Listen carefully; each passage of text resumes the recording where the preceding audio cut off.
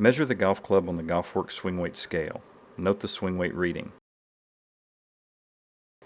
Insert the grip saver tool into the hole in the butt end of the grip.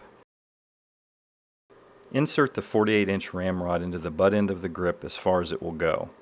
Mark the ramrod with a marker or a piece of tape to note the installation depth.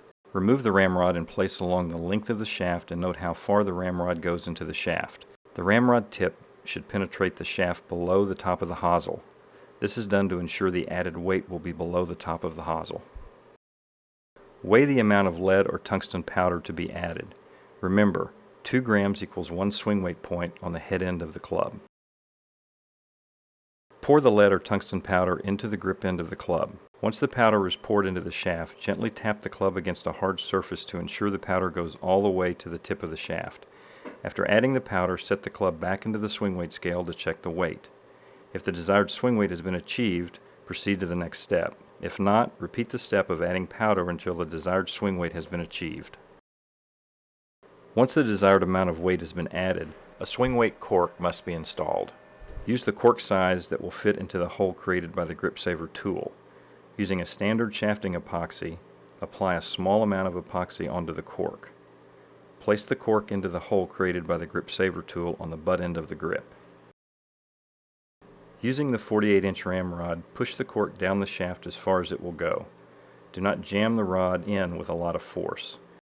Use smooth, firm pressure to force the cork to the bottom or to the tip of the shaft. Then a couple of firm taps should set the cork in the proper place.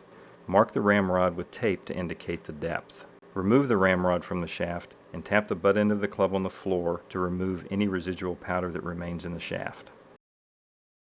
To ensure the cork is as far down the shaft as possible and below the top of the hosel, place the ramrod down the shaft until it stops.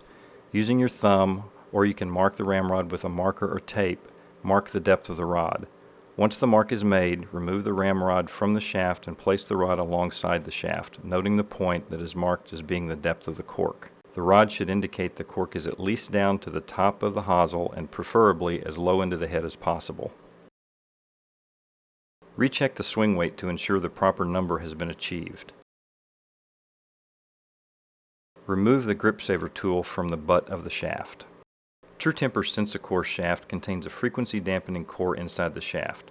Because this core is inserted inside the shaft, clubs made with these shafts cannot have the swing weight adjusted by inserting lead or tungsten powder or any other kind of weights down the inside of the shaft. The Sensicore insert will not allow the passage of these materials or a ramrod down the shaft.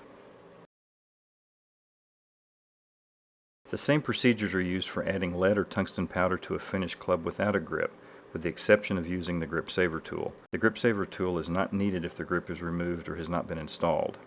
When checking the swing weight of a club without a grip, the swing weight readings of the club without the grip will read approximately 10 swing weight points higher than the actual final swing weight will be. This is based on a grip that is a standard grip weight of 50 grams being installed.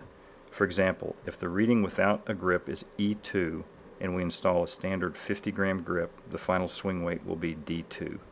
The only additional steps to swing weighting a golf club without a grip are: after the weight is added to achieve the desired swing weight, install the grip using the proper procedures for installation and safety. Recheck the final swing weight on the swing weight scale.